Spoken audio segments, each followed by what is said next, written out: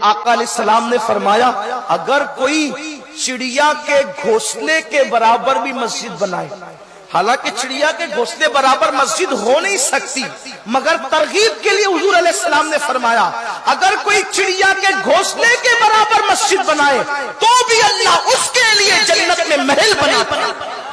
اور خاص بات یہ ہے، ناپ تول ہمارے یہاں لکھا پڑھی ہمارے یہاں ہے، اللہ کے یہاں بے حساب معاملہ ہے، اس کی رحمت بے حساب ہے۔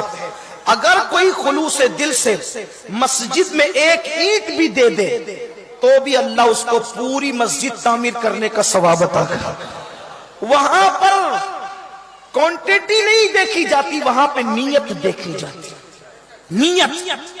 بس گفتگو سمیٹتے ہوئے ٹائم ہو گیا ہے کہ آپ کو بتاؤں کہ ایک اینٹ بھی لگا دو مسجد میں تو اللہ پوری مسجد تعمیر کرنے کا ثواب دیتا ہے۔ ایک حکایت لکھی گئی ہے کہ ایک بادشاہ نے ایک مسجد بنانے کا ارادہ کیا اور اس کی نیت یہ تھی کہ اکیلے میں مسجد بناؤں گا، اس میں کسی کو شامل نہیں کروں گا۔ اس کی ایک غیرت تھی، کسی کو شامل نہیں کروں گا، میں اکیلے مسجد بناؤں گا۔ ایک لکڑہارا تھا، اس نے سوچا کہ میں پوری مسجد تو بنا نہیں سکتا، بادشاہی کو چند اینٹیں دے دوں تاکہ مسجد میں کچھ اینٹیں میری بھی لگ جائیں۔ یاد رکھنا، غریب وہ نہیں ہوتے جن کی جیب میں پیسے نہیں ہوتے، غریب وہ ہوتے ہیں جن کو اللہ کی راہ میں خرچ کرنے کی توفیق نہیں ہوتی۔ اس لیے کہ جیب کی غربت تو کوئی حیثیت نہیں رکھتی، اصل غربت دل کی غربت ہے، اصل غربت دل کی غربت ہے۔ تو وہ شخص لکڑہارا تھا، لکڑہارا تھا وہ، لیکن اس کا ایک ذوق تھا کہ میں اتنا بڑا کام نہیں کر سکتا تو میں کچھ اینٹیں ہی لگا کر کے مسجد میں اللہ کی خوشی حاصل کروں۔ بادشاہ کے پاس پہنچا کہ بادشاہ یہ لکڑیاں بیچ کر آج کی چند اینٹیں خریدی ہے، آپ مسجد بنا رہے ہیں، اس میں کچھ ہمارا بھی حصہ رکھ لیں۔ بادشاہ نے کہا بھائی ہم اعلان کر چکے ہیں، کسی کو شامل نہیں کریں گے، اکیلے بنائیں گے۔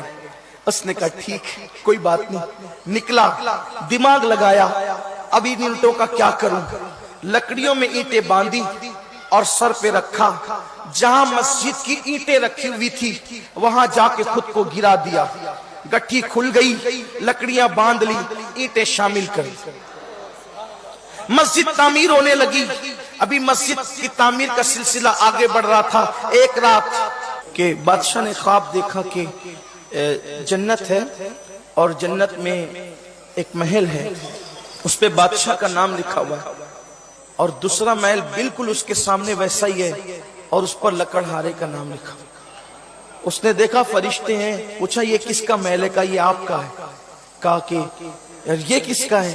تو کہا لکڑہارے کا۔ کہا میرا محل کیوں ہے؟ تو کہا کہ آپ نے مسجد بنائی اللہ کے لیے۔ کہا لکڑہارے نے کون سی مسجد بنائی؟